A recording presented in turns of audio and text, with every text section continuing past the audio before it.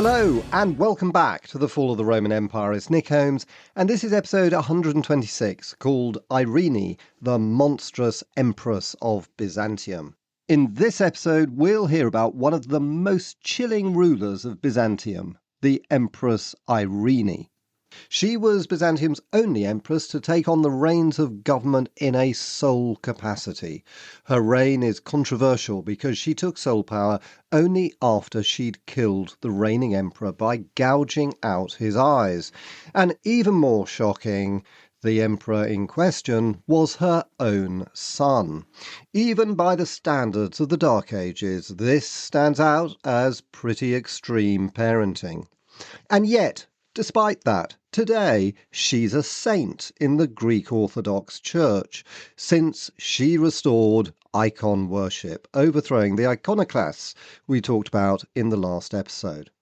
Well, in this episode, I want to review the evidence for her reign. So let's pick up where we left off last time with the death in 775 of the Isaurian Emperor Constantine V, who'd done so much, in my opinion, to restore Byzantine glory on and off the battlefield. He was succeeded by his eldest son, Leo IV, born to the Khazar princess Tsitsak, who he married in 750. In this episode, we'll hear about one of the most chilling rulers of Byzantium, the Empress Eirene. The marriage was an unusual one, since Tsitsak, who converted to Christianity, was a Khazar and the first imperial empress to have an oriental appearance. It was Constantine's father Leo III who'd arranged the marriage for political purposes, since the Khazars were a powerful ally against the Arabs. She died a year or so afterwards, probably in childbirth, after which Constantine married his second wife, Maria, and after her death, Eudocia, with whom he had 6 children. Nevertheless, their son Leo, nicknamed the Khazar, was the heir to the throne, and Constantine made him co-emperor in 751 when he was a child, and on his father's death in 775 he was crowned Leo IV. Leo IV's chief claim to fame is that he married Eirene, the principal subject of today's episode. Otherwise, his reign was short and unremarkable. Short because historians think he suffered from tuberculosis, which killed him only 5 years into his reign in 780. His reign was unremarkable since it continued the key features of his father's rule unchanged, i.e. an iconoclast policy and a powerful army. The Arabs were defeated yet again in 778 near Germanicea beside the Mediterranean coast, and the victory was so spectacular that the generals were granted a triumphal procession in Constantinople. So all was going well for the Byzantines. But everything was about to change, thanks to a young woman from Athens called Eirene. She first comes to our attention in Theophanes' chronicle in 769 when she married Leo IV before he became sole emperor. Theophanes introduces her with a charming description of her arrival in Constantinople aboard, quote, a large number of different kinds of warships equipped with silk mantlings, end quote. The rest of her life was to be distinctly less charming. So, what do we know about her? Well, quite a lot by the shadowy standards of the Dark Ages of Byzantium. She came from an aristocratic Greek family based in Athens, which is why she's often referred to as Eirene of Athens. Theophanes intriguingly mentions she'd been orphaned in her youth, which has caused some later historians to suggest she could have been mentally damaged in some way, which might explain her later brutality. In many accounts, you'll read she was strikingly beautiful. In fact, there's no contemporary record of this, although it's quite plausible. Some historians have suggested she was chosen in a beauty parade of eligible young women for the young emperor. There's no evidence for this either, and it remains a mystery why she married into the imperial family, especially since Constantine's plans had originally been for Leo to marry the Frankish king Pippin's daughter Gisela. But this engagement was unexpectedly broken off when a rift developed between the Franks and Byzantines over iconoclasm. The Franks supported the Pope's rejection of iconoclasm, which was declared a heresy in the West at the Council of Gentilly in 767. One historian has suggested she married Leo because his father wanted closer connections with the Greek aristocracy, and this sounds as plausible as any other reason. In less than 2 years, in 771, she gave birth to their only child, the future Constantine VI. It's worth noting it's strange they had no further children, since they were married for the next 9 years. The 11th century Byzantine chronicler George Cedranus ascribed this to her devotion to icons. The story goes that one day Leo IV discovered she'd hidden 2 icons under her pillow. As an iconoclast, he was furious with her, but she refused to recant her icon worship. The result was they never slept together again. But there's no contemporary evidence for this at all, and I doubt there's any truth in it. So let's begin our quest for the truth about Eirene, the most controversial empress in Byzantine history. The fun began in 780 when her husband died. Her son and heir to the throne, Constantine, was only 10 years old. His mother had no hesitation in stepping in as regent for him, supposedly to protect his interests. For the next 22 years, until she was overthrown in 802, she would hang on to power by whatever means she could, including murdering him. She quickly established a reputation as a tough operator, intent on eliminating her rivals. At this point, the only other viable contenders for the throne were Leo IV's half-brothers, of whom there were 5. She forced them to become priests, taking them out of the political scene. These unfortunate men would later be subjected to hideous brutalities, as we'll soon hear. She showed her more violent side when she suspected a plot among some of the top-ranking palace officials. She had them whipped, tonsured, and exiled. As many historians have pointed out, being a woman at the top of the political pole was not easy in the patriarchal Byzantine society. A strong male advisor would be regarded as the de facto emperor. So, instead, she relied on palace eunuchs to carry out her wishes. She liked them because they couldn't claim the throne, lacked families to divide their loyalties, and depended completely on her favour. She promoted 2 of them to key positions, John in charge of taxation and the army, and Starakios in charge of the imperial bureaucracy. But her real opponent was the army. The tagmatic regiments in particular comprised tough soldiers unhappy with a female ruler, and they disliked the eunuchs Eirene promoted over their own generals. In 782 this led to disaster when Eirene put her favourite eunuch Starakios in charge of the Anatolian thematic armies, which contained some of the crack Byzantine regiments. These battle-hardened veterans faced a major invasion by the new and capable Abbasid Caliph Harun al-Rashid, the most celebrated of all the Abbasid caliphs, who we'll hear a lot more about in the next episode. The Arabs advanced deep into Anatolia, even reaching Chrysopolis on the Bosphorus, but the experienced Byzantine soldiers were following them, waiting for the right opportunity to strike. When this presented itself, they surrounded the Arabs and forced them to negotiate a withdrawal. But the eunuch Starakios, who'd played no part in the fighting, was desperate to claim credit for the victory for himself, and naively agreed to meet the Arabs to discuss terms. This was a trick, and he was seized. Eirene had to agree to a 3-year annual tribute to the Arabs, costing 90,000 numismata to get him back. After that, Harun al-Rashid held the empire to ransom in just the way Attila the Hun had enjoyed doing centuries before.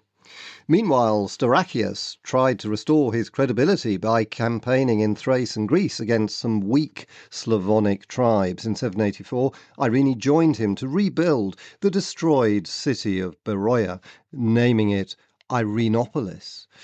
Theophanes leaves us in no doubt this was not a proper military campaign. Apparently the soldiers marched through the countryside to accompanying music.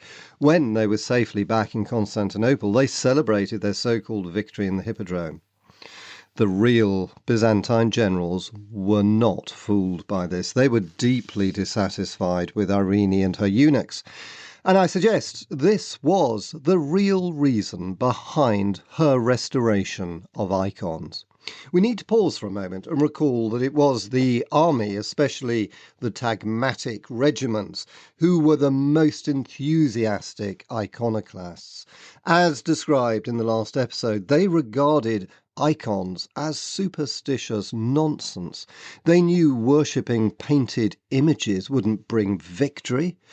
Nevertheless, in the church, priests and monks were addicted to icon worship. And Eirene was smart enough to see that this offered her an opportunity to hit out at the army. She knew most priests supported a return to icon worship, and this would give her the whip hand over the army. So, in 786, she convened a council to discuss their restoration. But officers from the Tagmata intervened and broke up the council. To all intents and purposes, Eirene was now at war with the army, but she was clever and ruthless. In 787, she distracted her disgruntled generals by sending the primary units of the Tagmata to Asia Minor, under the pretext of mounting a campaign against the Arabs. When they were gone, she hastily convened a second council at Nicaea in the same church, or at least a later version of it, which still stands in modern Iznik in western Turkey, in which the Emperor Constantine the Great had held the seminal First Council of Nicaea in AD 325. She gathered 340 bishops and 132 monks who voted to overthrow the ban on icons. Known as Nicaea II, this, the seventh ecumenical council in the Church's history, was one of Irene's boldest political moves. And it worked. She tricked the army officers in the Tagmata and had them arrested as heretics. She disbanded the elite regiments like the Scolae and Excubitors and replaced them with a new Tagmatic regiment of her own iconophile supporters called the Vigla, or Watch. Later iconophile chroniclers claimed she was motivated by her ardent love for icons, and the 11th century chronicler Cedrenus, as I mentioned earlier, invented the idea she slept with icons under her pillow. I don't believe a word of it, and the unfortunate thing for the Byzantines was that her ploy worked. Eirene purged the army of its best generals and commanders. Of course, this had a catastrophic effect on its fighting abilities. In 788, Harun al-Rashid scored a spectacular victory over the Thematic armies at Padandus in Anatolia, killing many soldiers and officers. In the west, the Bulgars invaded and killed the general of Thrace at Strymon. An expedition against the independent Lombard Duchy of Benevento in southern Italy was defeated, and the commander, one of Irene's most trusted eunuchs, John, was killed. The empire was falling apart, and dissatisfaction with her rule was growing. It was then that she began to fear the ambitions of her son, Constantine VI. He'd been 10 in 780 when his father died, but by 790 he was 20 years old and wanted his rightful place as the sole ruler of the empire. And that was something she was determined to resist. In 790, she arrested and flogged her son and his supporters, putting him under house arrest. She demanded the army swear allegiance to her and not her son. But this time, she went too far. The army of the Armeniakon theme revolted and marched to Constantinople, where they declared Constantine VI sole emperor and had him acclaimed in the Forum of Constantine. They also confined Eirene to a small palace called the Eleutherios and publicly flogged her eunuch ministers. That should have been the end of it, but it wasn't. For reasons that have never been clear in our sources, Constantine VI allowed his mother back into government and reinstated her as Empress. He even allowed the return of some of her eunuch ministers. It was a grave mistake, for while he led the armies into battle against both the Bulgars and Arabs, she was in the capital plotting against him. Constantine VI's intentions were good. He hoped to emulate his grandfather, the glorious Constantine V, by achieving victories on the battlefield. But this eluded him. In 792, when he marched against the Bulgars, he was badly defeated at Markelai, a particularly bloody battle where the Byzantines lost many men and officers, including a renowned general known as Lanakadrakon. An account of the battle has been left to us by the later monk, Ioannikos, who was a soldier at the time. He claims to have saved the emperor's life, but he was so traumatized by the army's chaotic and bloody retreat back to Constantinople, he left military service and became a monk.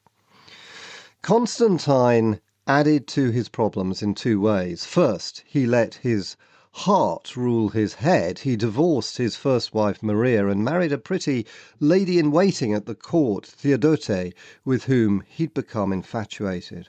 Emperors were not meant to divorce their wives, and this provoked an outcry that he was adulterous.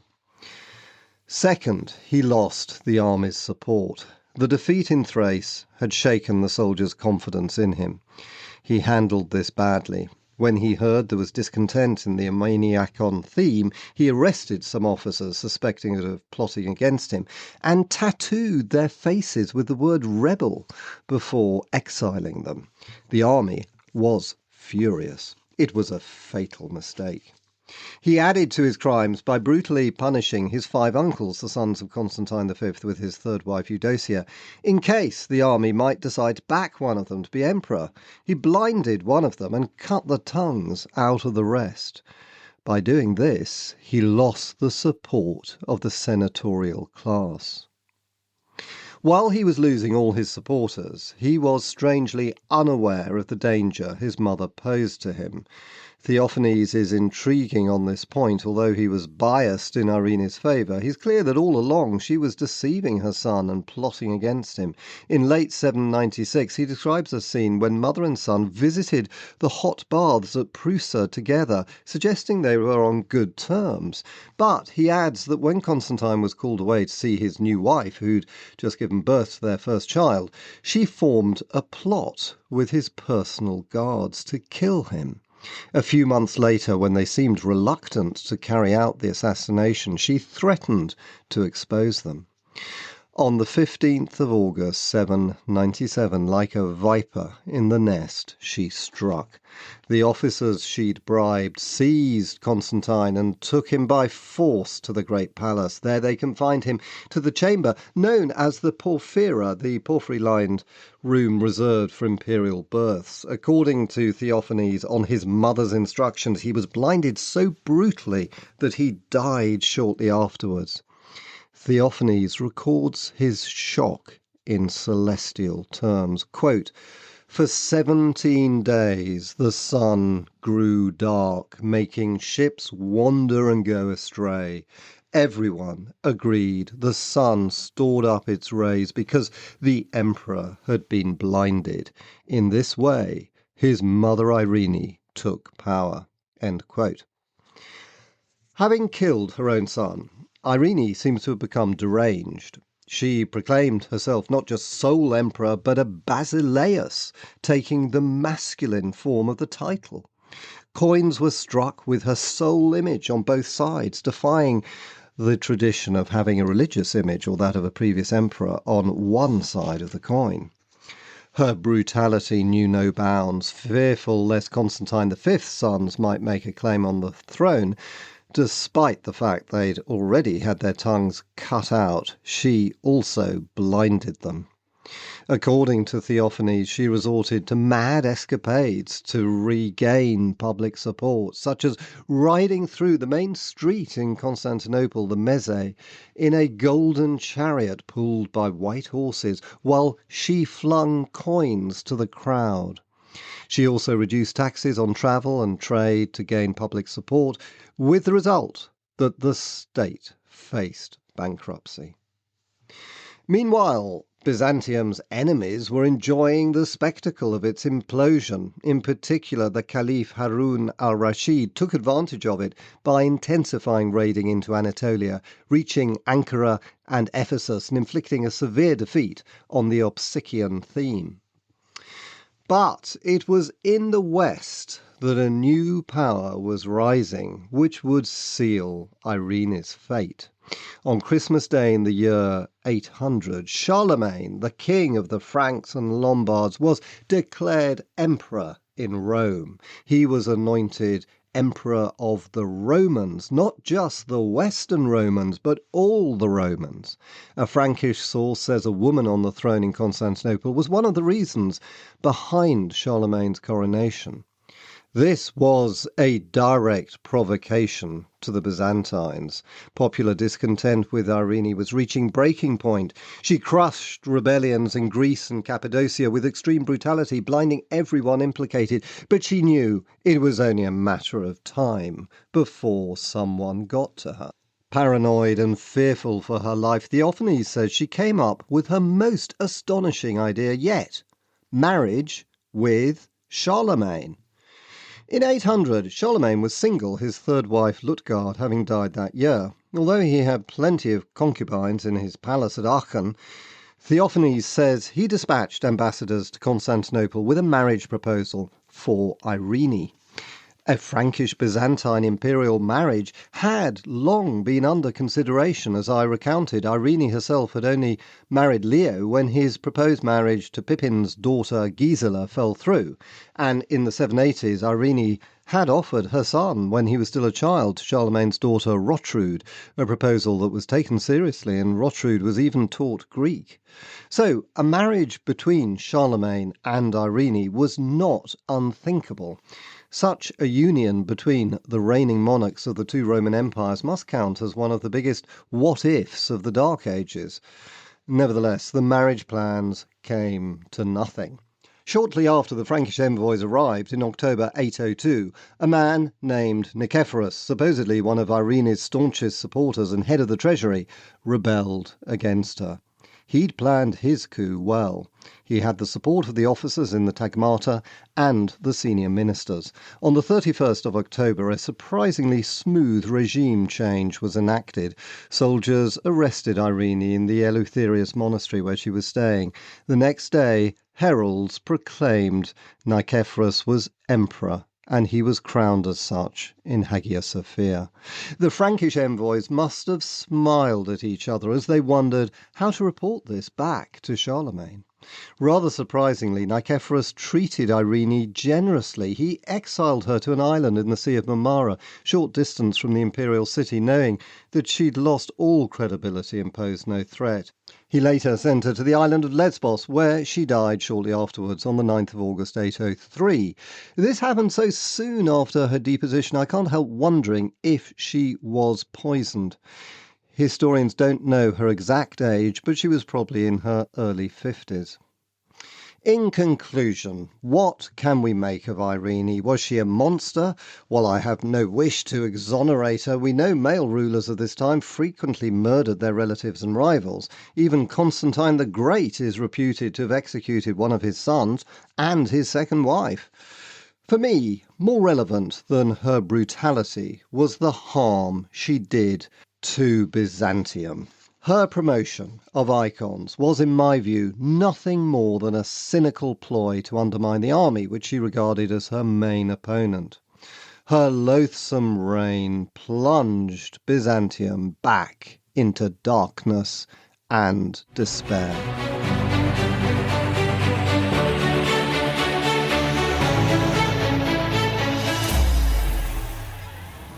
And that ends this episode. Thanks so much for listening, and I hope you enjoyed it. In the next episode, in 2 weeks' time, on the 3rd of January, we'll switch to look at the Umayyad and Abbasid caliphates, a time when Islam entered what's widely regarded as its golden age.